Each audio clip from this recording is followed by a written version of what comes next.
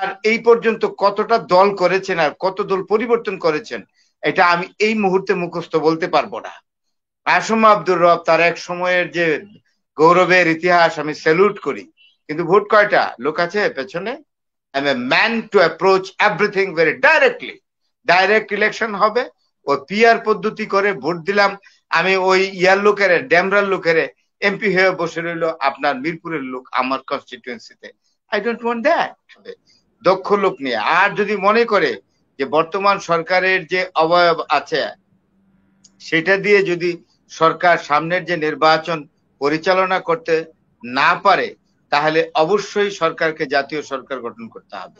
যে ইসলামিক দলগুলোর নেতারা যারা, তাদের একটা সুবিধা আছে, তারা একাধারে রাজনৈতিক নেতা, আবার একাধারে তারা রিলিজিয়াস লিডার, স্পিরিচুয়াল লিডার। তাদের একটা সুবিধা আছে, কিন্তু এত সুবিধা থাকার পরেও কেন যে এই জামাতে ইসলামী, চরমোনাই বা অন্যান্য ইসলামিক দলগুলো আছে, তারা কোনোদিন ক্ষমতায় আসতে পারলো না। আমি জামাতে ইসলামী সম্পর্কে একটু বলি। সবচেয়ে পুরনো দল, আওয়ামী লীগের চেয়েও পুরনো, সৈয়দ আবুল আলা মওদুদী, যিনি হায়দ্রাবাদের বুরহানপুরে জন্মগ্রহণ করেছিলেন, অত্যন্ত জ্ঞানী মানুষ, অনেক আগেই পার্টি তৈরি করেছেন এবং পাকিস্তান আন্দোলনের বিরোধিতা করেছিলেন। সৈয়দ আবুল আলা মওদুদী অনেক দিনের দল, কই বা তৎকালীন পূর্ব পাকিস্তান এবং পশ্চিম পাকিস্তান কোনো অংশেই তারা ক্ষমতায় যেতে পারেন। আরো যে চরমোনাই আছেন, সেটাও বললাম spiritual leader and political leader. তো ভোট কয়টা?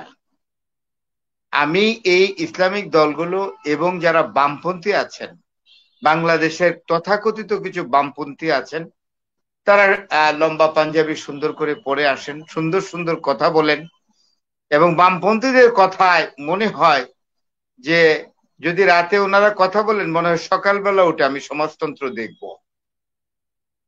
আর যদি ওনারা সকালে কথা বলেন তাহলে মনে হয় যেন বিকেলেই সমাজতন্ত্র কায়েম হবে। কিন্তু আমি প্রায় 60 ঊর্ধ্ব মানুষ, আমি কিছুই দেখলাম না, তাদের বাণীগুলো একটা ইমপ্লিমেন্টেড হয়নি। আমার অনেক বড় ভাই আছেন, বামপন্থী রাজনীতি করতে করতে করতে করতে আমার মতোই পক্ষকেশ বিশিষ্ট হয়ে গেছেন, কিন্তু এখন পর্যন্ত বাংলাদেশে তারা সরকারও গঠন করতে পারেন নাই, উল্লেখযোগ্য কোনো রাজনৈতিক ক্ষেত্রে অবদানও রাখতে পারেন নাই। তো এখন অতদিন রাজনীতি করেছেন, পার্লামেন্টে যাওয়ার তো একটা খায়েশ থাকে, কারণ ওইটা খুব লিউক্রেটিভ পোস্ট। ওইখানে এমপি হতে পারলে বিএমডব্লিউ গাড়ি, বেতন আদি আর্দালি ফার্দালি অনেক কিছুই পাওয়া যায়। এখন যাবেন কি করে? এবার নর্মাল যে ভোটটা হয় এই ভোটে তো ওনারা যেতে পারবেন না, এমপিও হইতে পারবেন না।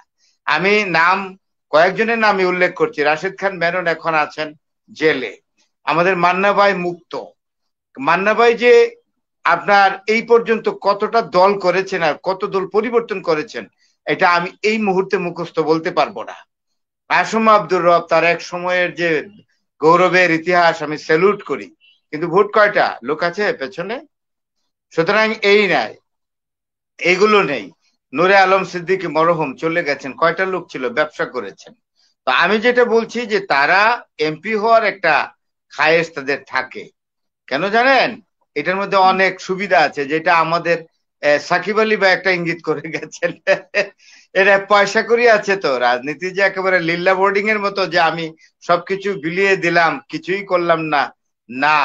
কিন্তু তারা তাদের যে রাজনৈতিক হেডম বলতে যাবো, যে হেডম, এই হেডমে তারা কোনোদিন এমপি হইতে পারবে না। তাই পিআর নামক একটা পদ্ধতি আবিষ্কার করেছেন। শুনেছি একজন লোক আমেরিকার কোন বিশ্ববিদ্যালয়ের অধ্যাপক, ওনাকে এইখানে হাওলাত করে এনেছেন বর্তমান সরকার, বা উনি যেভাবে এসছেন আন্দোলনের মাধ্যমে একটা সিচুয়েশন তৈরি হয়েছে, সেই প্রেক্ষিতে উনি এসে পিআর করছেন, সংস্কার করছেন। সংস্কারগুলো ভালো, অনেক সংস্কার আছে অত্যন্ত ভালো, কিন্তু প্রপোর্শনাল রিপ্রেজেন্টেশন জিনিসটা যেটা, এটা কেন? আমি ভোট দিব ডোনাল্ড ট্রাম্পকে, বা আমি ভোট দেব না, আমি ভোট দিব হাসিনা, আমি ভোট দিব হাসিনা আক্তারকে, হয়ে গেলেন সাকিব আলী ভাই এমপি, অথবা আমাদের সাংবাদিক ভাই এমপি হয়ে গেলেন। এটা কোন ধরনের কথা?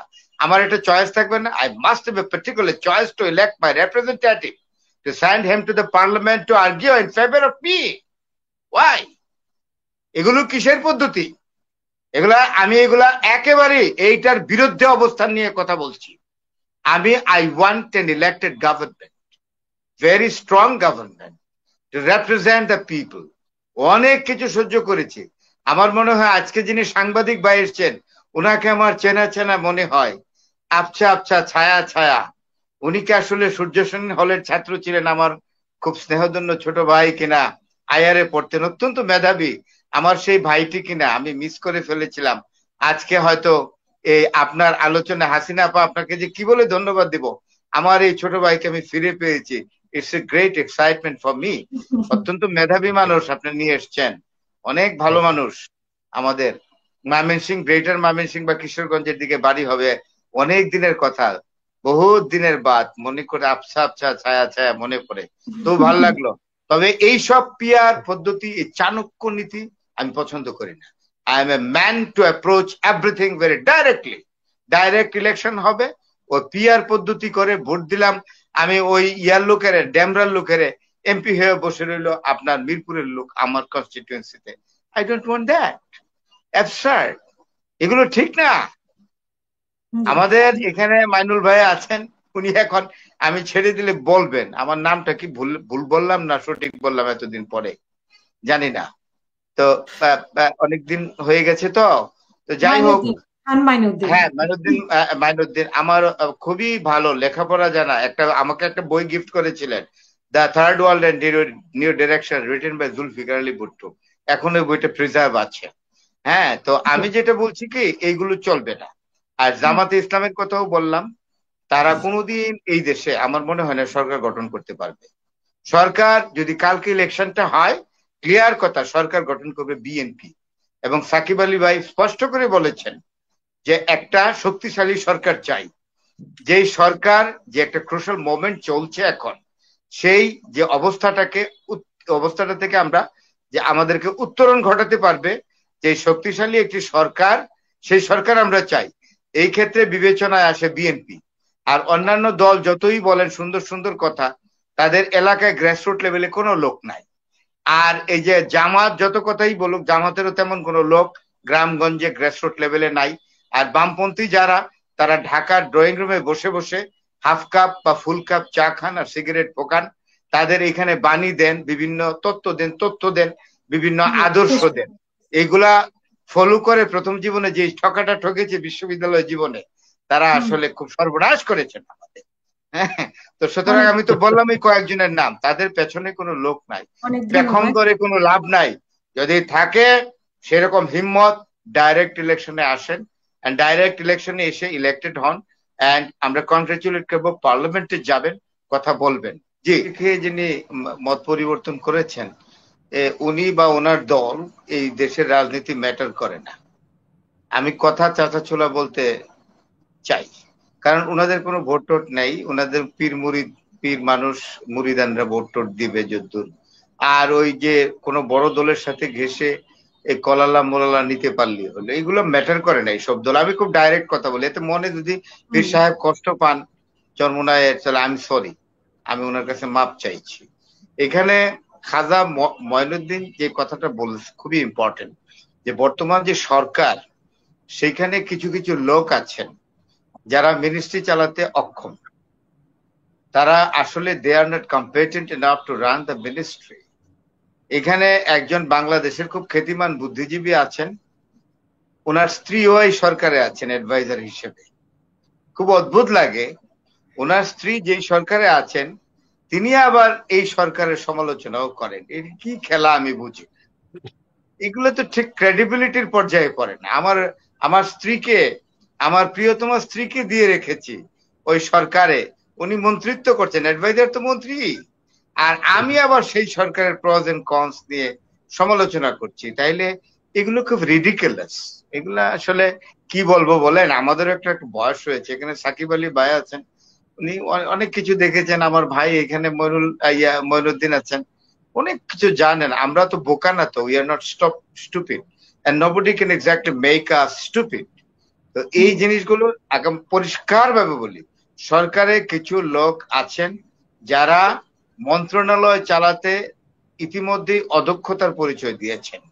সুতরাং এই যে অ্যাডভাইজারি পরিষদকে রিসাফল করতে হবে এবং আরো লোক নিতে হবে, দক্ষ লোক নিতে হবে। যদি বর্তমান সরকার একটি নির্বাচন দেয়, যে নির্বাচনটি কখনই প্রশ্নবিদ্ধ হবে না, মানুষ বলবে না যে এই নির্বাচন সঠিক হয়নি, কারণ গত 15 বছরে বিশেষ করে 3টি নির্বাচন অত্যন্ত প্রশ্নবিদ্ধ, যা নিয়ে জাতীয় ও আন্তর্জাতিক পর্যায়ে আলোচনা সমালোচনার ঝড় উঠেছিল।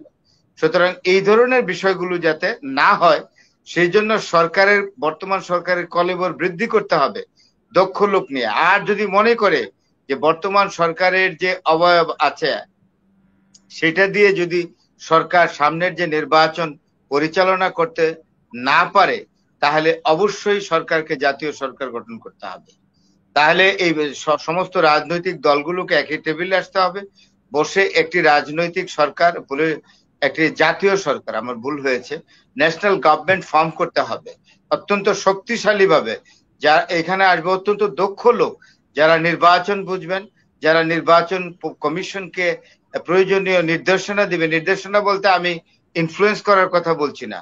যদি কোনো সমস্যা থাকে বা রাষ্ট্রের বিভিন্ন অর্গানগুলো যেগুলো কাজ করবে, যেমন আইন প্রয়োগকারী সংস্থা আছে, তারপরে প্রশাসন আছে, এই বিষয়গুলোকে যারা সঠিকভাবে পরিচালনা করতে পারবেন, এই ধরনের মানুষদেরকে সরকারে আনতে হবে। অন্যথায় কিন্তু ভালো একটা নির্বাচন হবে না। এত বছর পরে আমরা এত চড়াই উতরাই, এত তিক্ত অভিজ্ঞতার মধ্যে এসে, এত কষ্ট করে নদী পার হয়ে যদি এখন তীরে এসে তরি ডুবিয়ে দেই, তাহলে এর চেয়ে দুঃখজনক আর কিছু হবে না। আমি আশা করি professor doctor Yunus is a man of prolific capability. এবং ওনার আর একটা জিনিস যেটা বলেছেন যে সাকিব আলী ভাই বলেছেন কিনা ওনাকে লিখে দিছে, আর এই লেখাটা উনি পড়েছেন, এটা আমি বিশ্বাস করলাম না। কারণ ডক্টর ইউনূস কিন্তু অত্যন্ত দক্ষ মানুষ এবং খুবই ইন্টেলিজেন্ট। ওনাকে কিছু লিখে দিলে উনি পড়ে পড়ে বলবেন, এটা আমি মনে করি না। উনার মতো অত্যন্ত অত্যন্ত শার্প লোক আমি তো আর দেখছি না এই মুহূর্তে আর বাংলাদেশে, যথেষ্ট শার্প। তো সেই জন্য বলছি কি, উনি যেহেতু শার্প, ওনার এই শার্পনেসের পরিচয় তিনি দিবেন একটি চমৎকার নির্বাচন উপহার দিয়ে, যেখানে একটি শক্তিশালী সরকার প্রতিষ্ঠিত হবে এবং আমাদের দেশের যে সমস্যাগুলো তৈরি হয়েছে সেগুলোকে প্রপারলি অ্যাড্রেস করে সমাধান করতে পারবে। ধন্যবাদ।